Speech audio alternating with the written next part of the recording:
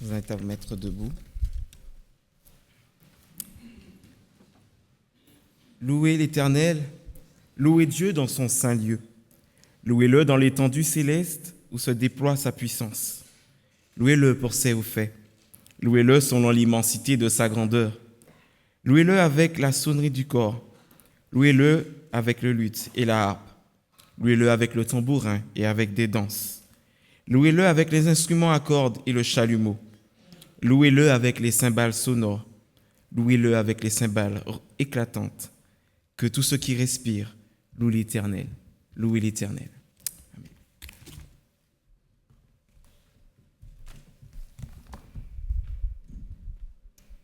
Chers frères et sœurs, bon ça va? Bon, ça va? Eh bien, Tavita et moi, ainsi que tous les musiciens qui sont là, nous sommes très heureux de partager ce moment de culte avec vous ce matin. C'est exact. Quelle joie, quelle fête nous avons de nous réunir. Et demain, nous allons passer dans une nouvelle année. Nous allons passer en 2018. Et ça me rappelle lorsque Dieu dit à son peuple, à la Pâque, il dit, vous fêterez la Pâque parce que je passerai dans le pays d'Égypte et je frapperai le premier-né. Oui, Dieu a fait passer son peuple d'esclavage à la liberté. C'est Dieu qui fait passer de manière miraculeuse l'homme de la tempête au calme. Comme Jésus a dit à ses disciples, venez, je vais passer, passons ensemble le lac. Parce que Jésus avait une mission pour ses disciples. Et alors qu'il passe à travers le lac, il traverse une tempête. Et le comportement des disciples, ils sont pas apaisés, ils sont en angoisse parce qu'ils ne se rendent pas compte que Jésus est le maître de tout. C'est lui le plus grand passeur, celui qui fait passer à la liberté le peuple d'Israël, les disciples et nous aujourd'hui. Il nous a fait passer une année et il va nous faire passer de cette terre au ciel. Et je souhaite que notre comportement dans la tempête, ce soit un comportement qui vraiment a confiance en Dieu et qui le remercie pour toutes les bontés, toutes les bénédictions qu'il nous offre.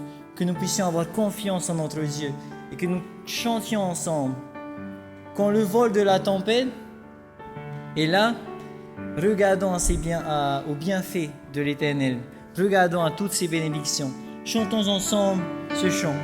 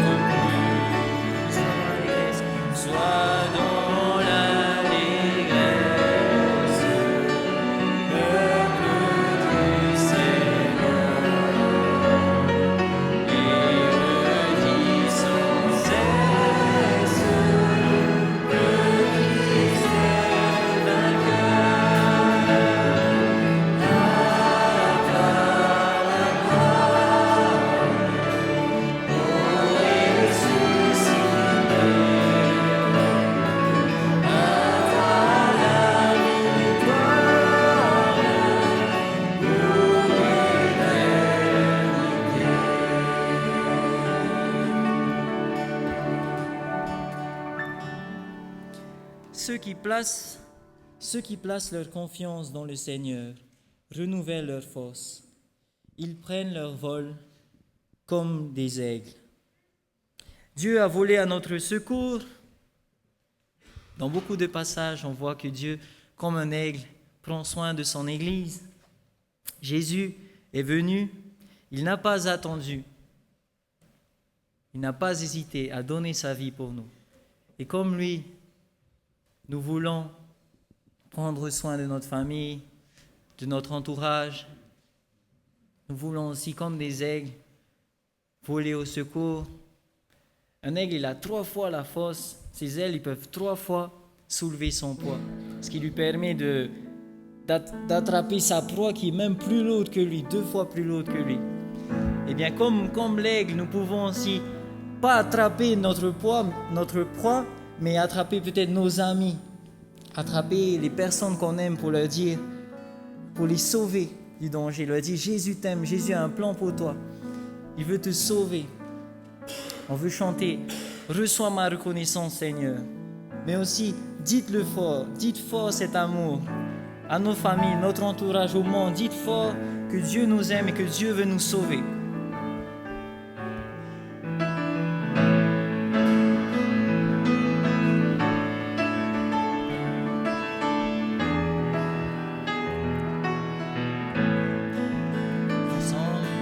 Tu n'as pas attendu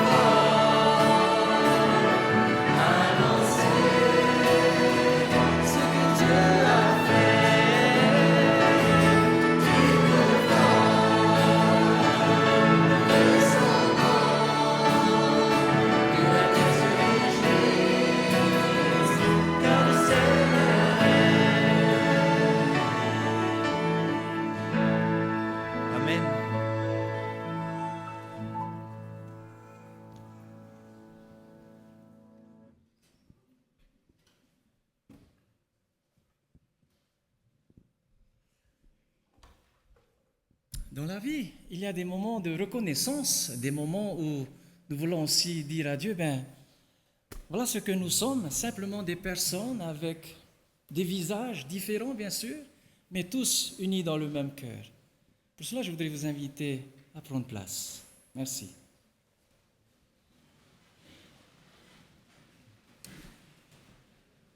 Un temps de reconnaissance, c'est un temps où nous pouvons aussi rendre à Dieu ce que nous avons préparé durant cette semaine.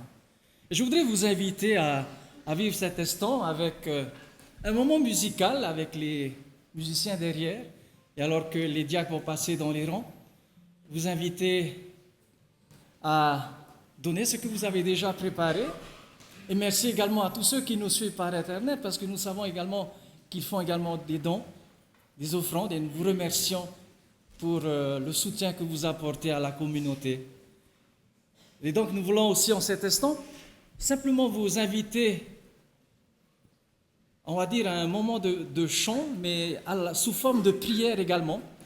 Ce sera aussi la prière de l'Église en guise de remerciement à Dieu. Donc une fois que les diacres seront passés dans les rangs, j'inviterai l'Église à chanter ce merveilleux chant qui s'intitule « Toi qui disposes ». Donc j'invite les diacres à passer dans les rangs. Merci.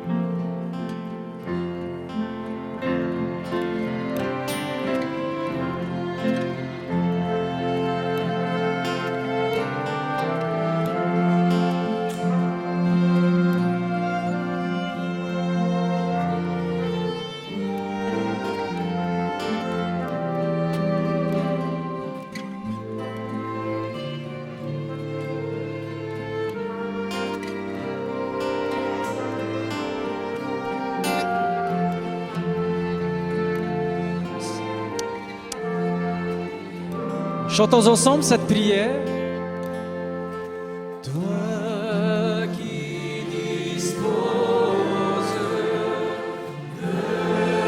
toutes choses et nous les donnes chaque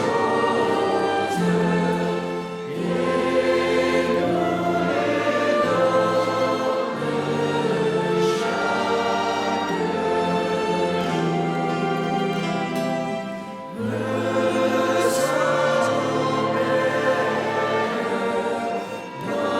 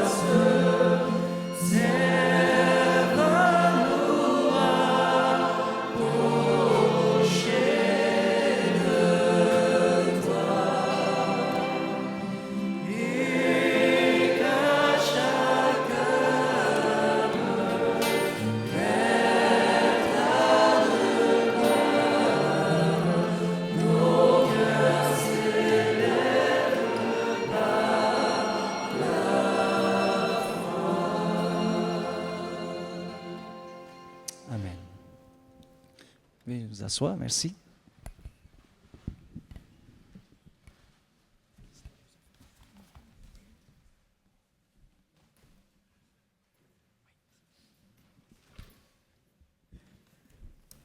C'est maintenant l'heure des enfants de pouvoir participer, avoir leur moment dans cette liturgie. Donc nous invitons tous les enfants à venir ici et écouter une histoire qui vous sera racontée par Inatea.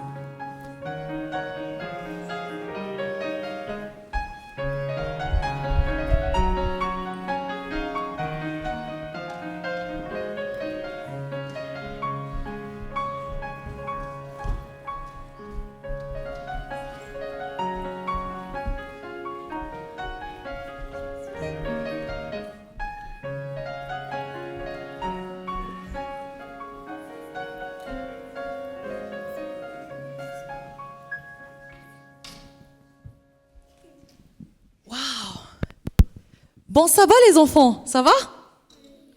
Oh là là là là. Bon, ça va les enfants? Oui. Ah.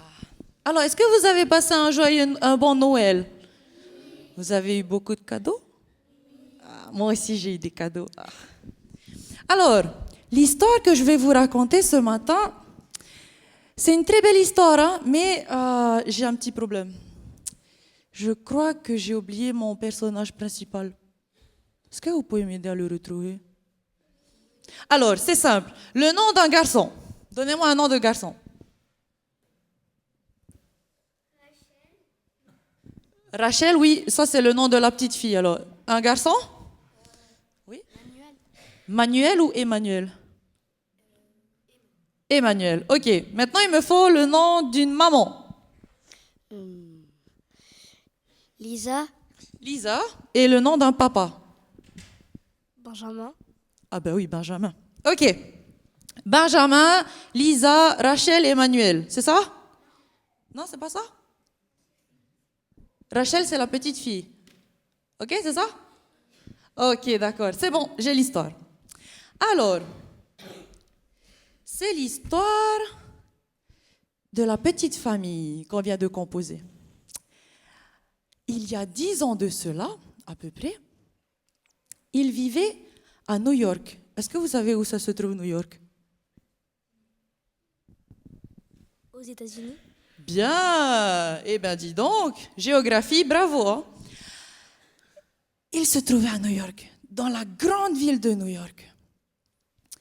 Il vivait dans un appartement, un joli appartement, mais il n'était pas propriétaire. Il louait l'appartement à un homme très très riche. Et puis voilà qu'un jour, à Noël, un mardi, le propriétaire vient les voir et leur dit « Écoutez, voilà, cet appartement, je vous le donne. » Imaginez, on vous dit ça un jour. Cet appartement, je vous le donne. C'est comme si on vous disait « La voiture là qui est dehors, la BM ou la Mercedes, je vous la donne. » Comment est-ce que vous êtes? Heureux ou pas content? Bah, ça dépend parce que si t'as pas les clés. Ah oui, c'est vrai, c'est vrai. Mais imagine, on te donne les clés, tu as ton permis, tu as la Mercedes, t'es content ou pas? Oui, oui, j'imagine que oui. Et puis voilà que les années passent, ils sont propriétaires de cette maison, plus de location à payer, c'est déjà des charges en moins. Donc plus de cadeaux pour les enfants, n'est-ce pas? Oui. Et puis voilà que les années passent, et puis cet homme riche, eh bien, il décède. Oh. Et puis, pas longtemps après, le papa décède aussi. Du coup, il n'y a que la maman et les 2 enfants. Et puis, voilà que la vie continue. 2 ans, 3 ans passent. Et là, il y a quelqu'un qui vient. Oh, il y a quelqu'un qui frappe à la porte. Elle ouvre et elle voit un beau jeune homme. Ah là là là là là là. Vraiment beau. Alors elle lui dit « Bonjour, je peux vous aider ?» Et là, le jeune homme « Oui, oui, oui, vous pouvez m'aider. » D'accord, un peu arrogant. Il me répond un peu méchamment. Mais c'est pas grave. Comment est-ce que je peux vous aider? Eh bien voilà, en fait, Il faut que vous sortiez de là. Que quoi? Pardon, je crois que j'ai mal entendu. Non, non. Sortez de cet appartement. Cet appartement, c'est à moi. Je suis le fils de l'homme riche qui vous a donné cette maison il y a assez longtemps. Mais aujourd'hui, je veux récupérer cet appartement. What? Comment ça? Tu veux récupérer cet appartement? Mais non, c'est pas possible, on a les papiers, on est propriétaire maintenant. Ah mais je veux rien savoir, aujourd'hui, vous sortez de là. Écoutez monsieur, non, c'est pas possible parce que... Et là, il voit les deux petits-enfants, Rachel et Emmanuel avancer. Alors le jeune homme, il dit, bon écoutez, ok, il y a des enfants en jeu, je vous donne une semaine. Une semaine pour trouver un autre appartement qui est moins cher que ça, et en plus un appartement qui est au centre de New York. Non mais vous imaginez, une semaine, c'est pas possible. Alors la dame, elle lui dit, écoutez, non mais je suis sûre qu'on a l'acte de propriété. Et le jeune homme, il dit, ok, si vous êtes tellement sûr, montrez-moi le papier. Ouais, ça va être un peu difficile là. Maintenant, tout de suite. Bon, ok, dans une semaine, à midi, durant ma pause déjeuner, je viens voir cet acte de propriété. Si vous n'avez pas, vous dégagez de là. Wow, ok, d'accord. Alors la femme, sûre d'elle, Lisa, elle ferme la porte, elle dit, c'est bon les enfants, vous inquiétez pas, on a l'acte de propriété, c'est à nous la maison. Et puis voilà que le soir passe, et elle fait dormir ses enfants. Elle va se poser un moment dans le canapé, elle se dit, aïe, aïe, aïe, aïe, je crois qu'il y a un problème là. Je ne sais plus où est-ce qu'on a mis l'acte de propriété. Ouh, la pression qu'elle a eue. Et là, elle se dit, ok, c'est bon, Dieu est là et il va répondre à toutes mes prières. Et puis voilà que le lendemain, elle emmène ses enfants à l'école, et elle revient et se dit, bon, je vais faire la prière, comme ça au moins, c'est sûr que au moins d'ici une semaine, j'aurai déjà, je vais déjà trouver l'acte de propriété. Et elle fait la prière, elle fait, voilà Seigneur, hier tu as vu, il y avait un jeune homme qui est venu, et puis j'ai besoin de l'acte de propriété, voilà, amen. Et puis là, elle reste dans son canapé toute la journée, elle se dit, bon, est-ce qu'il va répondre ou pas? Bon, je sais pas. Elle attend. Les enfants reviennent de l'école, le soir passe, toujours rien. Elle s'est dit, oula, bon, j'ai une idée. Le lendemain, je vais prier avec mon fils. Peut-être que là, Dieu va mieux entendre. Le lendemain, elle prie avec son fils. Voilà, Seigneur, c'est le deuxième jour et j'aimerais te demander encore, comme hier, amen. Et là, toujours rien. Troisième jour, elle se dit, je vais peut-être prier avec les deux enfants. Peut-être que là, ça va passer. Et puis, elle prie avec les deux enfants. Et lorsqu'elle dit amen, devinez quoi? Devinez? Quoi? Elle se rappelle où elle a mis l'acte de propriété. Eh bien non, en fait, il y a quelqu'un qui frappe à la porte. Alors elle se dit, voilà, c'est la réponse. Elle ouvre la porte, elle voit son voisin, elle fait, tu as une bonne nouvelle pour moi? Et le voisin dit, oui, en fait, j'aimerais bien un petit peu de farine parce que mon fils Mathieu, il veut faire des gâteaux en fait. Et la maman, elle dit, non mais c'est pas ça la réponse que je voulais. Écoutez, je voulais seulement vous demander. Ok, d'accord, elle donne. Elle ferme la porte et dit, bon Seigneur, on est vendredi, demain c'est l'église, je sais pas là, il faut peut-être que tu fasses quelque chose là. Bon, rien. Le lendemain, ils vont à l'église, elle demande au pasteur, elle demande à tous les membres d'église de prier pour elle, de prier avec elle, pour qu'elle s'en sorte de cette situation. Et puis voilà que le dimanche arrive, elle arrive chez elle, elle lit la Bible, et puis elle lit un passage qu'elle lit tout le temps. Demandez et l'on vous donnera. Mais elle lit que ça, mais elle lit pas la suite du verset. Et puis le fils, il lui dit, mais maman, regarde, il y a écrit « Cherchez et vous trouverez ». Ça veut dire qu'il faut chercher dans la maison. Et puis la maman, elle fait « Ah ouais, c'est vrai. Bon, on va essayer de chercher. » Et puis là, tous les trois, ils se mettent à chercher. Et il n'y a rien du tout. Le lendemain, ils se disent « Bon, On va continuer, hein. On va peut-être déplacer un peu les meubles pour voir et puis astiquer un petit peu la poussière. Comme ça nous fera un peu de travail. Et puis voilà que le lundi, c'est la même chose. Mais rien trouvé. Waouh, un papier, c'est pas petit, quoi. Un papier, c'est grand, enfin. Bon, on va chercher encore. Et il cherche. Et voilà que le jour J arrive. Il est 9h du matin. Dans 3 heures, le beau gosse, il revient, mais toujours pas de papier. Comment est-ce qu'ils vont faire? Bon, là, la maman, elle explique à ses enfants, bon, écoutez les enfants, voilà, préparez quand même vos affaires, on va peut-être sortir aujourd'hui. Donc, prenez ce qui est vraiment nécessaire, des linges, pas forcément tous vos jouets, mais un tout petit peu. Puis voilà qu'il commence à tout ranger. Et puis là, le petit garçon, il dit, bon, maman, je pense qu'il faut prier une dernière fois quand même. Et puis la maman, elle dit, mais oui, mais attends, ça fait quand même 6 jours qu'on a prié, et puis bon, voilà, on n'a rien, quoi. Puis là, le petit garçon, il dit, bon, ben, on va quand même prier. Et puis, ils se mettent dans un endroit. Mais la petite fille, Rachel, elle se lève et fait, maman, excuse-moi, mais je pense qu'en fait, on prie mal. La maman, elle fait, quoi? Oui, on prie mal. Je crois qu'il faut ouvrir la fenêtre, parce que Dieu, il ne nous entend pas, en fait. Et du coup, elle commence à ouvrir la fenêtre, et elle revient. Elle fait, c'est bon, maman, on peut prier. Puis voilà que la maman, elle prie, elle dit, voilà, Seigneur, c'est le dernier jour, il nous reste 3 heures. Si d'ici 3 heures, on n'a rien, ben voilà, si telle est ta volonté qu'on sorte de là, eh bien, on va sortir. Et puis voilà que la maman, elle dit, Amen. Et d'un seul coup, quand ils ouvrent les yeux, un oiseau fonce directement devant leurs yeux pour aller sur un meuble. Du coup, les enfants, ils sont là, oh, mais il y a un petit oiseau qui s'est écrasé. Alors, ils vont chercher l'oiseau, mais quand ils commencent à prendre l'oiseau, il a tellement peur, parce qu'il y a trop de gens qui viennent, que l'oiseau, il s'envole et il va se cacher derrière un meuble.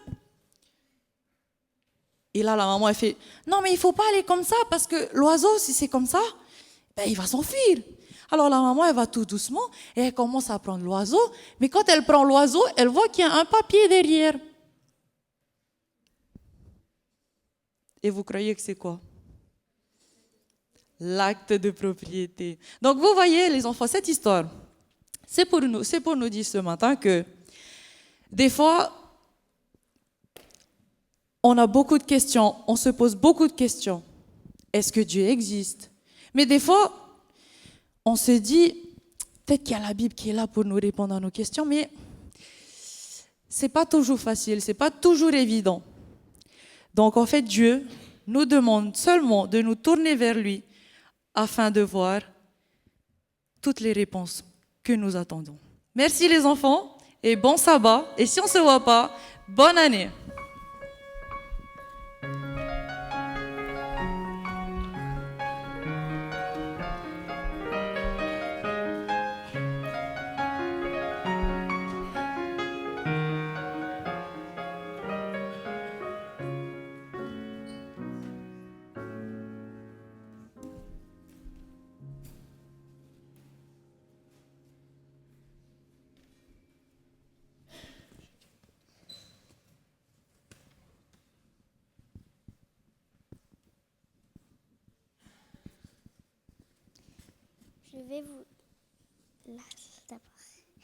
Je vais vous lire 1 Jean, chapitre 5, les versets 18 à 21. Nous savons que quiconque est né de Dieu ne pratique pas le péché, mais celui qui est né de Dieu se garde lui-même, et le malin ne le touche pas. Nous savons que nous sommes de Dieu et que le monde entier est sous la puissance du malin. Nous savons aussi que le Fils de Dieu est venu et qui nous a donné l'intelligence pour connaître le véritable, et nous sommes dans le véritable en son Fils Jésus-Christ. C'est lui qui est le Dieu véritable et la vie éternelle. Petits enfants, gardez-vous des idoles. Amen. Nous remercions Maya, il faut beaucoup de courage.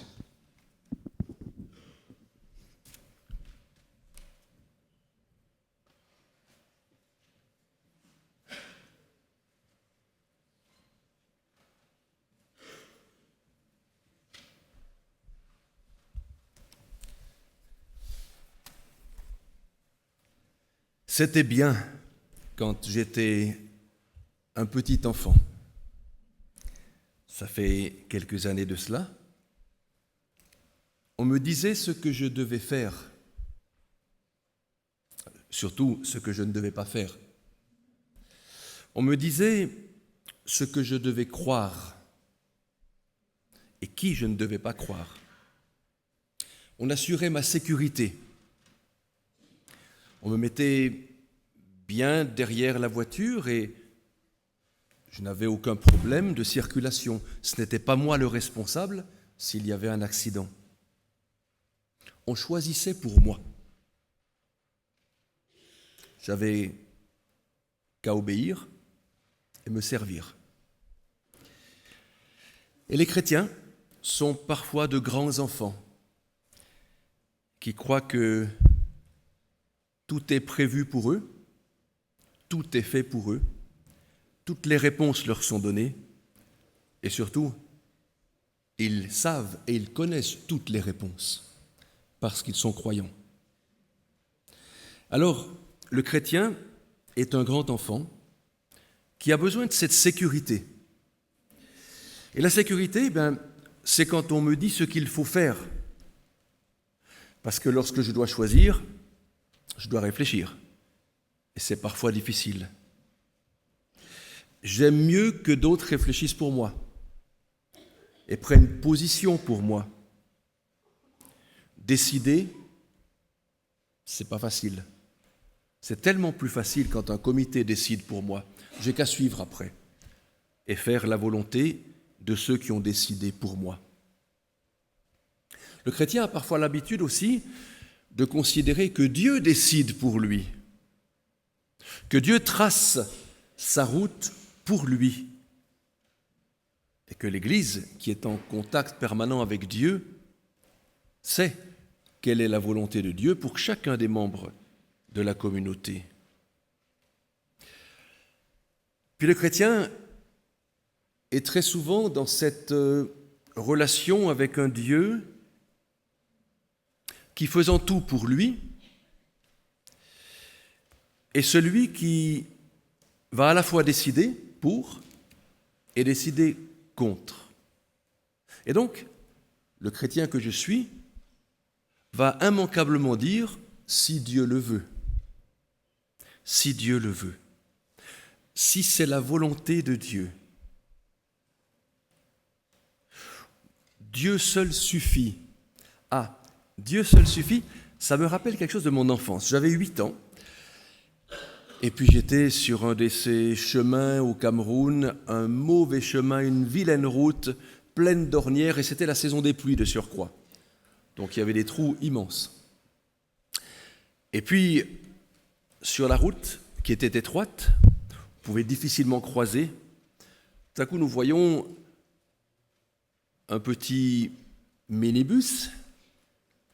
Et les amis qui ont vécu dans ce pays, il y a notre ami Antoine qui est de là-bas, et Taxi Brousse, on connaît, les anciens petits Renault. Sur le devant du toit, il était toujours marqué quelque chose. Petit logo, une phrase qui exprimait un espoir, sa croyance, parce qu'il faut témoigner avec les véhicules aussi. Et ce véhicule était planté, mais de manière tellement magistrale que personne ne pouvait faire quelque chose pour le sortir de cette impasse. Il était bloqué contre un caillou, les 4 roues tournaient parce qu'il y avait tellement de boue dessous que ça avait soulevé le véhicule, il ne pouvait plus bouger. Et en s'approchant de ce véhicule, j'ai pu lire sur le toit « Dieu seul suffit ».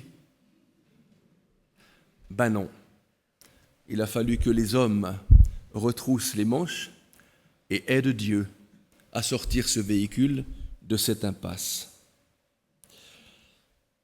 Connaissez cette phrase aussi, c'était la volonté de Dieu.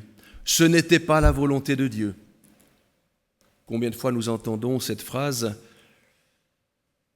lorsqu'il y a une maladie qui se développe, grave souvent, dont l'issue est incertaine. Et lorsque l'issue est mauvaise, qu'il y a décès, Alors le croyant essaye de se consoler en disant ben, c'était la volonté de Dieu. Ou bien ce n'était pas la volonté de Dieu. Et on ne sait plus très bien quelle est ou quelle n'est pas la volonté de Dieu. Voyez, avec ces phrases qui sont parfois un peu comme des éclairs qui sortent de notre bouche, on les dit avec une telle rapidité, une telle conviction, que finalement on ne sait plus où est Dieu là-dedans. Est-ce que Dieu suffit? Est-ce que c'est la volonté de Dieu? Est-ce que ce n'est pas la volonté de Dieu? C'est rassurant, mais c'est terriblement désécurisant aussi que d'utiliser Dieu pour exprimer notre incapacité à gérer notre vie. Alors, nous cherchons parfois dans la Bible des réponses. Et vous savez qu'il y a beaucoup de chrétiens, beaucoup de croyants qui ouvrent parfois la Bible d'un geste désinvolte et placent leur doigt sur un texte pour trouver la réponse, la bonne réponse. Alors supposons que je réfléchisse au sabbat. Ah, c'est aujourd'hui. Et on nous a rappelé que c'était le dernier sabbat de l'année. Le prochain, nous serons en 2018.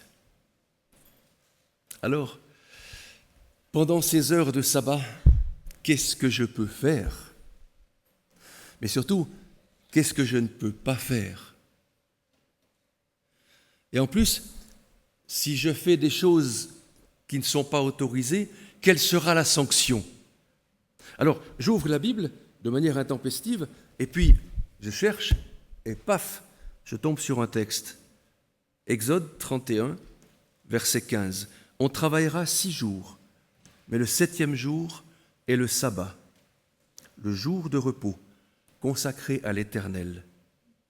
Celui qui fera quelque ouvrage le jour du sabbat sera puni de mort. Ouais. Mon doigt aurait peut-être mieux fait de tomber sur un autre texte. Alors, puisque je suis un fidèle lecteur de la Bible, je crois que si je fais un travail, je serai puni de mort. Et j'oublie que Dieu nous a, à tous, donné une intelligence, parce qu'il est un Dieu intelligent. Et il me demande d'apprendre à lire les textes qu'il m'a communiqués par des hommes, que les hommes ont écrits, dont ils ont fait des synthèses de plein de pensées, plein de mélanges de cultures. Et si je lis ce texte à l'heure actuelle, je m'aperçois que en France, ça ne peut pas marcher très bien parce que la peine de mort est abolie. Donc ce texte ne me concerne pas. Je peux lire la Bible avec une simplicité déconcertante, mais je trouve des réponses. Je trouve les réponses au hasard et j'interprète et j'ai l'impression que c'est Dieu qui me donne ces réponses. Alors peut-être un autre, j'ai un problème avec mon fils. C'est une supposition. Mon fils, duquel je ne peux plus faire façon. Il est déraisonnable, il fait les 400 coups, il boit toutes sortes de substances. Que faire? La Bible a la réponse. Alors à nouveau, la Bible a la réponse? Je l'ouvre cette Bible et je trouve la réponse. Je la trouve dans Deutéronome chapitre 21, à partir du verset 18. C'est là que mon doigt est tombé. Si un homme a un fils indocile et rebelle, n'écoutant ni la voix de son père, ni la voix de sa mère, et ne leur obéissant pas même après qu'ils l'ont châtié, le père et la mère le prendront, le mèneront vers les anciens de sa ville, et là, à la porte du lieu qu'il habite, ils diront aux anciens de la ville, « Voici notre fils est indocile, il est rebelle, il n'écoute pas notre voix, il se livre à des excès et à l'ivrognerie. » Et tous les hommes de la ville le lapideront et il mourra. Voilà la réponse. C'est la Bible. La Bible le dit. Je suis content de vivre en France. parce qu'on ne peut plus lapider mon fils parce qu'il boit de l'alcool. La Bible le dit, et on pourrait multiplier par des dizaines d'exemples et voir comment parfois nous nous comportons avec ce texte tellement beau, tellement immense dans sa densité et tellement libérateur, mais auquel je peux faire dire tant et tant de sottises. Par contre, il y a dans ma vie, il y a dans l'Église, quantité de décisions que je dois prendre, alors que la Bible n'en parle pas du tout. Et là, c'est difficile. Parce que nous avons une vieille habitude de vouloir tout rapporter au texte biblique et tout contrôler. Si la Bible dit, c'est bien, enfin, sauf les 2 textes que nous avons lus, mais si la Bible n'en parle pas, alors comment faire ? Je prends un exemple, préparation au mariage. Pour bien réussir un mariage, qu'est-ce qu'il faut ? Une église ? Un curé ou un pasteur ? Des photographes ? Des bonbons ? Des fleurs ? Des gâteaux ? Des amis ? Et des témoins. Et avec ça, quand l'album sera effectué, photo, on aura réussi le mariage. Et nous prenons où l'exemple de ce mariage ? Dans la Bible. Comment formulons-nous une cérémonie de mariage ? Comment la construisons-nous ? Alors d'abord, nous partons directement vers la Genèse, au chapitre 2. Et là, il nous est dit que Dieu a créé Adam, puis il l'a endormi, et il a créé Ève.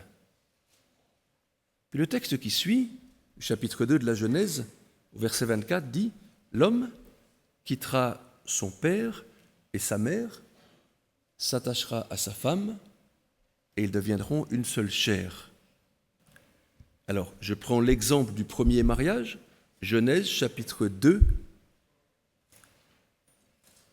Qui était le papa et la maman d'Adam pour qu'il quitte son père et sa mère ? Puis en fait, est-ce qu'Adam avait vraiment le choix ? Dans un mariage, depuis peu, parce que pendant des siècles, on préparait les mariages et on n'avait pas le choix. Là, Adam n'a pas le choix. Il doit prendre la seule qui existe. Est-ce qu'on peut vraiment prendre Genèse 2 comme le modèle du parfait mariage ? Genèse 2, c'est quoi ? C'est la presque fin de la création. La toute fin, ça sera le sabbat, où Dieu a un plan de création. Ce plan de création, il y intègre à l'intérieur ce qu'il veut être à son image, un homme et une femme de parfaite égalité, différents, qui sont censés s'aimer et procréer. On ne parle pas de mariage, on ne parle pas de prototype de mariage, on parle d'unité, d'union, d'amour, de relation. Mais lorsque je lis Genèse 2, je ne peux toujours pas savoir comment organiser le mariage de mes enfants. Alors je continue, et puis j'essaye de trouver autre chose. Et je vais un peu plus loin, et puis je vais chercher, encore dans la Genèse, tiens, Isaac et Rebecca. Intéressant. Isaac conduisit Rebecca dans la tente de Sarah. Le problème, c'est que nous ne vivons plus sous des tentes maintenant. Donc le mariage ne se fera pas sous une tente. Donc si je veux réorganiser ou organiser une cérémonie de mariage, ce n'est pas l'exemple d'Isaac et Rebecca qui va me servir de paramètre. Alors peut-être dans le Nouveau Testament, les noces de Cana. Jean chapitre 2. Là, j'aurai quelque chose. Ouais. J'aurai au moins la boisson. Parce que je sais que le Seigneur Jésus a fabriqué 200 litres de vin pour les convives. Santé, qu'est-ce que la Bible me dit sur la cérémonie de mariage? Rien. Alors, d'où est-ce que je trouve tous les ingrédients pour fabriquer une cérémonie de mariage? Parce que dans cette cérémonie, il doit y avoir des gens qui officient. Alors, le curé et les témoins, le pasteur et les témoins, c'est une invention de l'Église catholique qui est vieille déjà.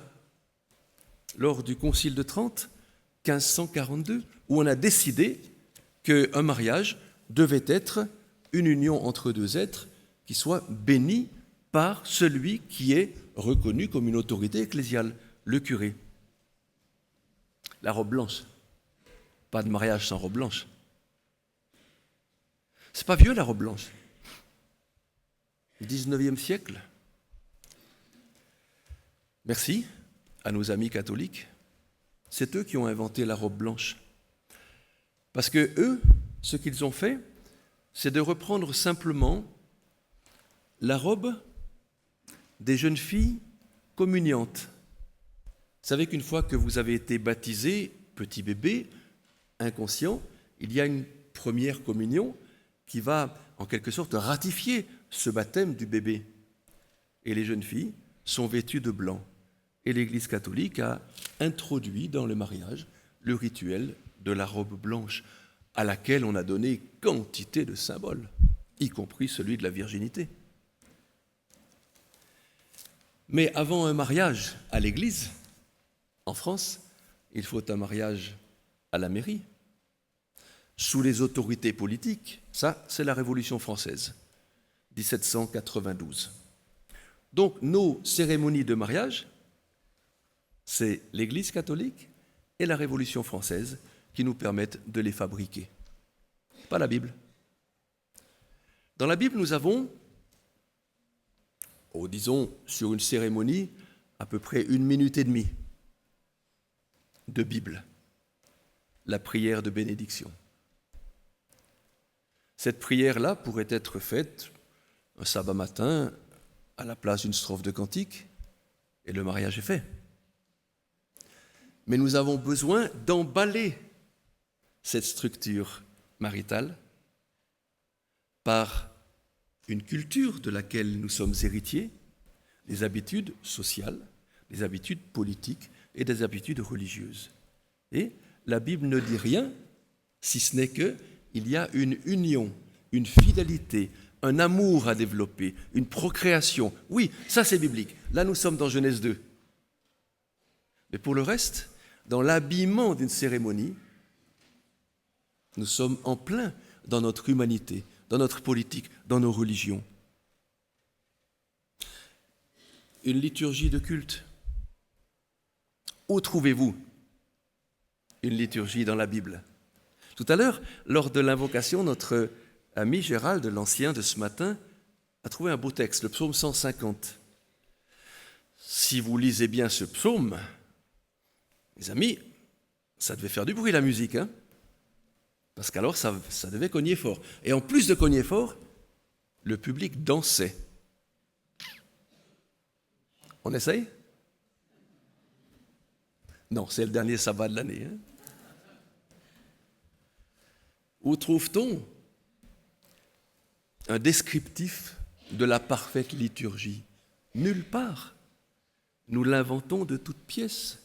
D'ailleurs, le mot pour les hellénistes qui sont dans la salle, le mot même de liturgie vient d'une expression qui est composée d'une pensée qui intègre le peuple, mais d'abord non religieux, le peuple politique a organisé une manifestation. Puis ensuite, le religieux a récupéré ce mot pour le figer, le fixer à une préparation d'un office religieux comme un culte, par exemple. Mais où dans la Bible trouvons-nous cela? Nulle part. Quelle musique devons-nous jouer à la liturgie du XXIe siècle. Où est-ce que c'est marqué? Nulle part. La Bible ne dit pas tout.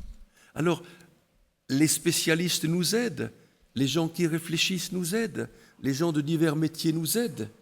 Et là, je lirai juste 2 extraits que j'aime beaucoup de notre amie et collègue Liliane Doucan, lorsqu'elle a écrit son gros livre sur la liturgie, qui s'intitule « En harmonie avec Dieu », en 2014, elle l'a publié. Elle dit ceci: « Notre époque est caractérisée par un certain nombre d'idées dont nous avons hérité et qui ne rendent pas la tâche du musicien plus facile. L'une de ces idées, née du romantisme, est que tout ce qui provient du passé a plus de valeur que les choses d'aujourd'hui. Tout ce qui est vieux est vrai, tout ce qui est actuel est douteux, voire diabolique. J'ai lâché le mot. Les instruments, dit-elle, associés à la musique d'adoration contemporaine permettent à de nombreux jeunes musiciens d'utiliser leur talent à la gloire de Dieu. Tout ce qui est ancien n'a pas nécessairement de valeur en soi. Les traditions nous rassurent et nous tranquillisent. » Et d'autres personnes nous donnent aussi des instructions sur, par exemple, la prière dans une liturgie de culte. Et là, je prends Ellen White, fin du siècle passé. Les prières. Lorsqu'on entend une longue prière, on attend avec impatience, espérant à chaque mot qu'elle finira. Ellen White. Quel courage! Nos membres ne devraient s'imaginer qu'ils ont besoin d'écouter un sermon chaque sabbat. Il serait souvent plus profitable si les rencontres du sabbat ressemblaient à des études bibliques. Chaque sabbat, une prédication. Chaque sabbat, la musique que je veux. Et si ce n'est pas la bonne musique, je quitte l'église. Il y en a 15 des églises dans la région, donc il y a le choix. Mais ce genre de chantage, on l'entend quand même. Si, cela, ceci. On pose nos conditions en fonction d'une tradition, en fonction de ce que nous avons appris, le berceau dans lequel nous avons été élevés. Et nous oublions que les années ont passé, que les siècles ont passé, que les jeunes sont arrivés, qu'ils ont besoin de leur place aussi parmi nous, qu'ils ont besoin de vivre parmi nous. Sapin de Noël pour passer. Consécration des femmes. Intéressant. Que dit la Bible? Rien. Rien. Que dit la Bible de la consécration pastorale masculine? Rien. Mais rien du tout. 1 à 1. Rien et rien.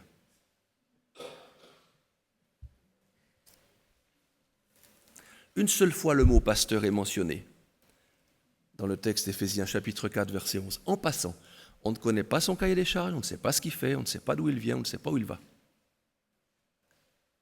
Les hommes qu'on envoyait en mission étaient des anciens, les plus vieux de la communauté.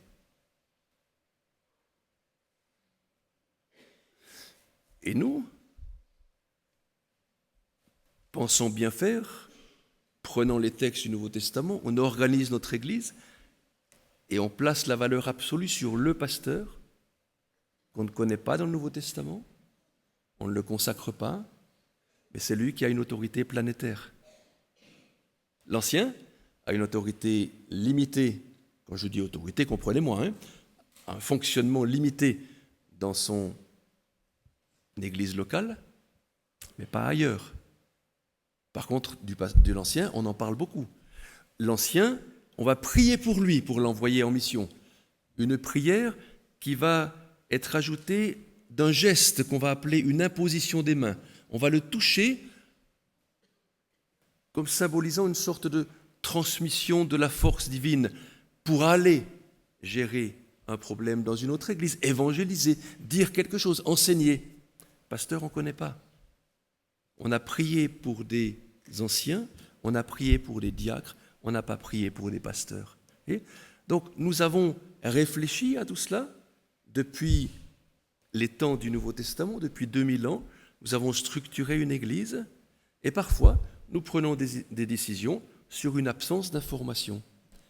Alors, lorsque on vous dit on ne peut pas consacrer les femmes au ministère pastoral parce que la Bible n'en parle pas, ben pour les hommes non plus, la Bible n'en parle pas.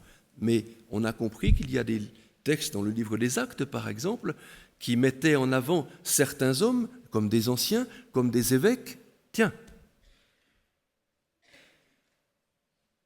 qui est l'évêque de Collonges ?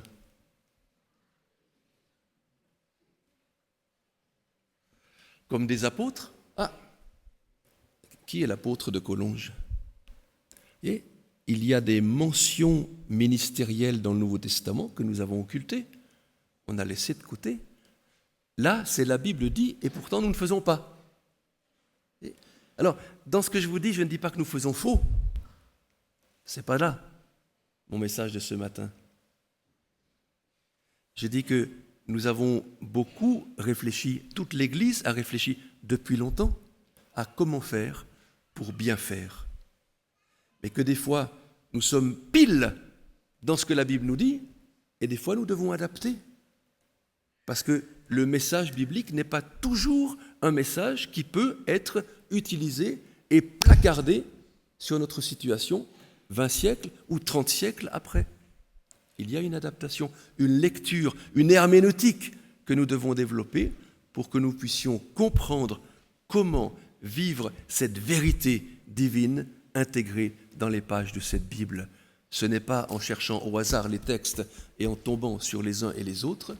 Ce n'est pas en disant « la Bible ne dit pas, donc il ne faut pas faire ». Ce n'est pas en disant « la Bible le dit, donc il faut le faire ». C'est en réfléchissant, pas tout seul, ensemble, à comment agir pour agir, je dirais, le moins mal possible. Parce que agir le mieux possible, c'est déjà trop tard. Nous ne sommes plus dans Genèse 1 et 2. Nous avons tourné la page et nous vivons à partir de Genèse 3. C'est-à-dire dans le mal, dans le péché, dans la faute, dans la culpabilité, mais aussi dans l'histoire du salut qui commence pour l'humanité.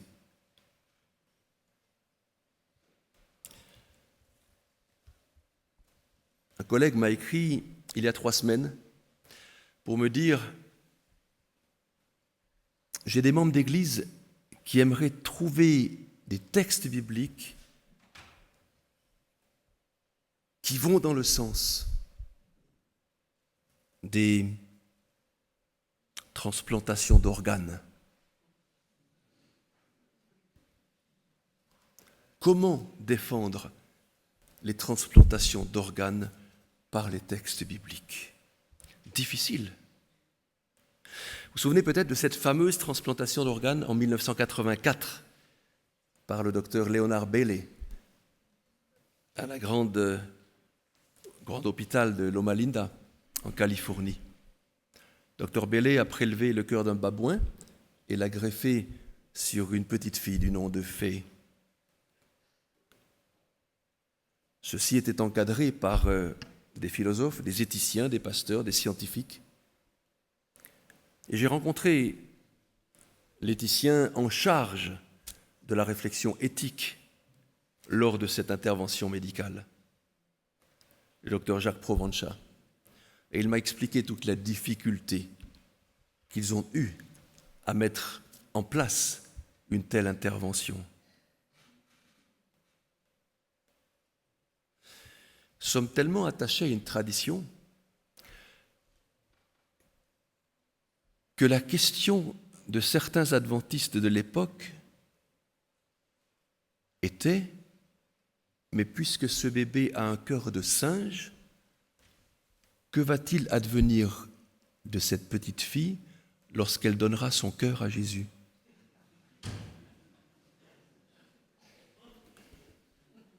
Nous sommes au centre d'une réflexion, mes amis. Ce n'était pas une dérision à l'époque. Parce que pour beaucoup de croyants, le cœur est là. Et je sais qu'il y a beaucoup de médecins ce matin dans la salle. Mais au risque d'être ridicule, je vous dirai que le cœur est là. Et que l'âme est ici. Il n'y a pas les mêmes rapports au vocabulaire dans le texte biblique. Sûr que donner son cœur à Jésus, ce n'est pas donner un muscle. C'est autre chose. Vous l'avez compris, inutile de le développer. Mais c'est pour vous dire combien parfois nous nous arrêtons sur un mot, c'est la parole de Dieu, donc c'est vrai, donc il faut faire ou il ne faut pas faire.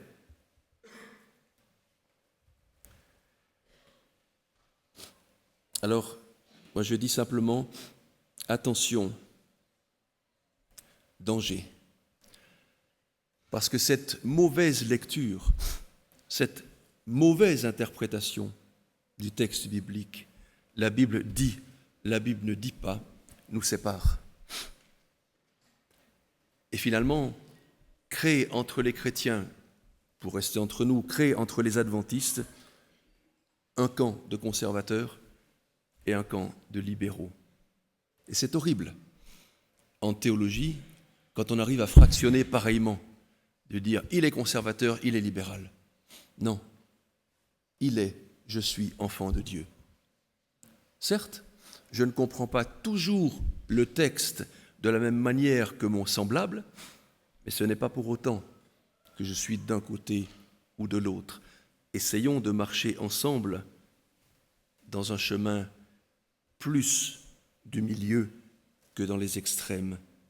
Voyons au-delà des clivages et des dissensions, au-delà de la nourriture édénique de Genèse 1 et 2. Vous savez, parfois, lorsque vous vous heurtez à la réforme sanitaire, certains veulent vous faire croire qu'ils mangent juste parce qu'ils mangent comme Adam et Ève. Mais Adam et Ève, c'est Genèse 1 et 2. Je ne sais pas ce qu'ils mangeaient. Je ne sais pas comment ils mangeaient. Je ne sais pas comment ils vivaient. Ce que je sais, c'est que depuis Genèse 3, tout est cassé, tout est abîmé, tout est par terre. C'est ce qu'on appelle le péché. Donnez d'autres mots si vous voulez. Mais le monde est maîtrisé par l'ennemi de Dieu. Et donc, à l'intérieur de ce monde maîtrisé par un ennemi, il y a notre Dieu qui essaye de nous guider. Non pas pour nous faire revenir en Éden, la porte est fermée, mais pour nous conduire dans le royaume des cieux. Un lieu de délivrance, un lieu où toutes ces petites questions parfois futiles d'interprétation des textes que nous nous posons auront été résolues par un Dieu plein d'amour qui posera sa main sur notre épaule en nous disant « Tu t'es bien bagarré pour savoir s'il fallait, s'il ne fallait pas. Moi, je t'accorde ma grâce. Tu ne pouvais pas comprendre. Moi, je t'accorde ma grâce. Tu as fait faux? Tu es pardonné. » Alors, j'aimerais qu'ensemble, au-delà de ces clivages, au-delà de ces difficultés d'interprétation et de compréhension, nous puissions vivre ce texte qui a été lu tout à l'heure par Maya, que nous trouvons dans la première épître de Pierre. Non. Merci Maya. De Jean. Première épître de Jean, chapitre 5e, et le verset 19. Et ce petit texte doit être un lieu de rassemblement qui supprimera certainement tous les clivages que nous pouvons avoir les uns avec les autres. Nous savons que nous sommes de Dieu. Et là, le texte est fort, parce qu'il utilise une expression qui nous fait littéralement sortir de Dieu. Nous sommes sortis de Dieu. Nous sommes des créatures de Dieu. Et que le monde entier est sous la puissance du malin. Genèse 3. Nous savons aussi que le Fils de Dieu est venu et qu'il nous a donné l'intelligence pour connaître le véritable. Le Fils de Dieu est venu. Là encore, mes amis, il y a des clivages.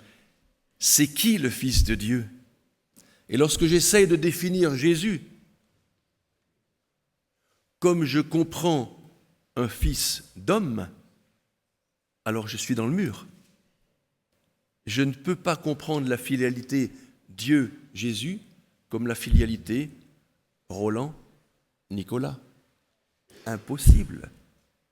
Je ne peux pas partir de l'humain pour comprendre ce qui se passe dans le métaphysique, dans le divin.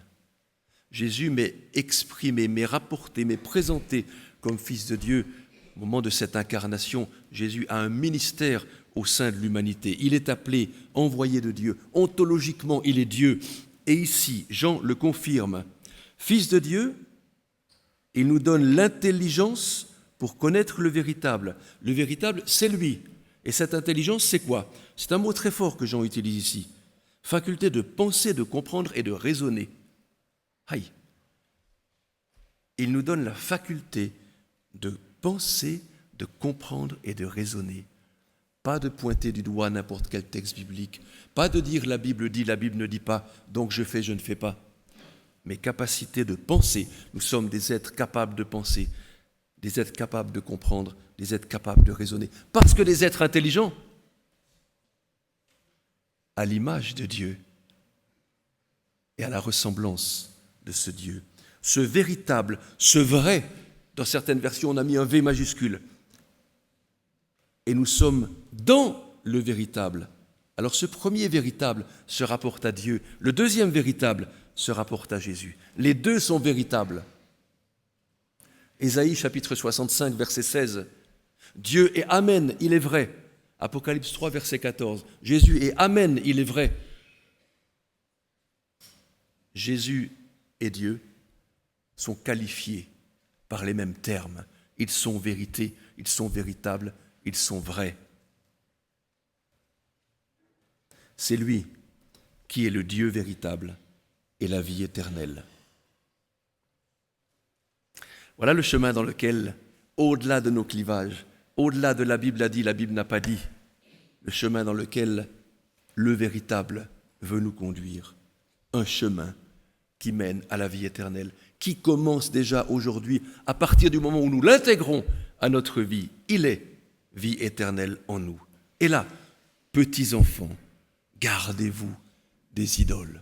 Oh, les idoles, ce n'est pas seulement les petites statues de pierre. Ce sont toutes nos fausses idées, toutes nos philosophies qui nous font dériver, toutes nos « moi j'ai raison, toi tu as tort ». Toutes ces idoles-là sont mises de côté à partir du moment où je comprends que le véritable Dieu me conduit dans la véritable libération, la vie éternelle. Bonne année à chacun. Amen.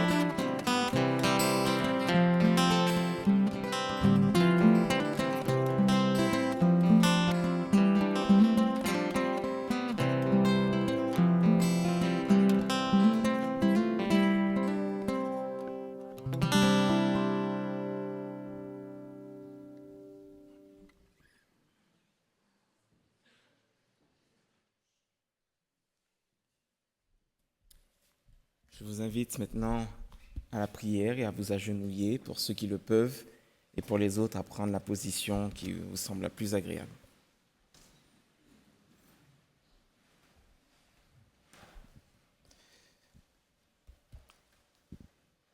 Père éternel, Dieu trois fois saint, nous voulons te remercier pour tes grâces, tes bénédictions et pour ton Fils Jésus que tu nous as donné. En ce matin, Seigneur, tu as parlé à l'esprit de tout un chacun, de nous permettre, Seigneur, que nos actions, nos pensées soient ancrées dans ton Saint-Livre. Et que, Seigneur, toutes ces paroles, Seigneur, que tu nous adresses dans ta parole, qu'elles puissent, par ton Saint-Esprit, être agissantes dans nos vies aujourd'hui. Et de nous aussi à faire parfois table rase de nos traditions, de nos modes de pensée, Seigneur, afin que, Seigneur, nous puissions, toujours guidés par le renouvellement de l'esprit que tu nous accordes, que tu puisses permettre que, Seigneur, nous puissions avancer selon l'esprit plutôt que selon nos propres pensées.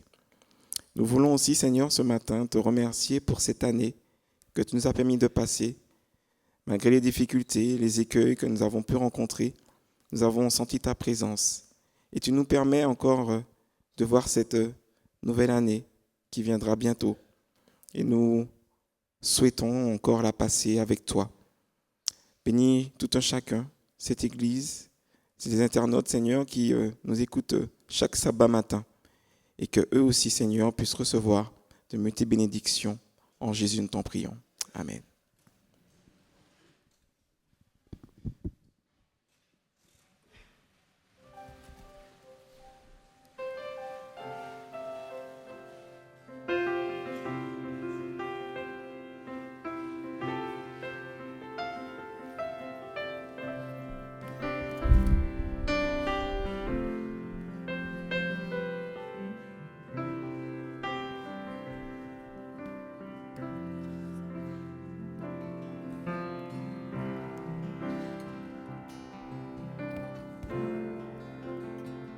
Je vous invite à vous lever.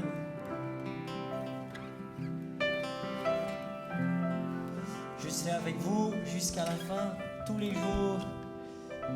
Je m'en vais vous préparer une place et je reviendrai. Quelle espérance nous avons en Jésus-Christ, hein? Et je pensais à 2017, 2018, après Jésus, même si on s'est un peu trompé sur la date de sa naissance. Peut-être dans le ciel, on connaîtra cette date comme, je ne sais pas, 4 avant le retour de Jésus. Je ne sais pas comment on datera dans le ciel, mais quelle joie, quelle espérance nous avons de revoir notre Sauveur et nos cœurs débordent de joie. Et on veut chanter cet amour. Seigneur, merci pour ta bienveillance, merci. Chantons ensemble ta bienveillance.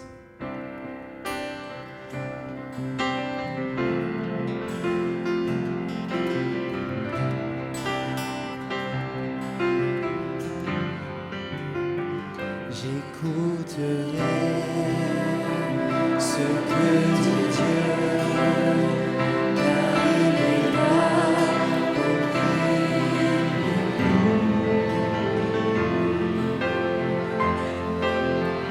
Sa paix divine est sur tous ceux qui vont à lui quand vient le doux.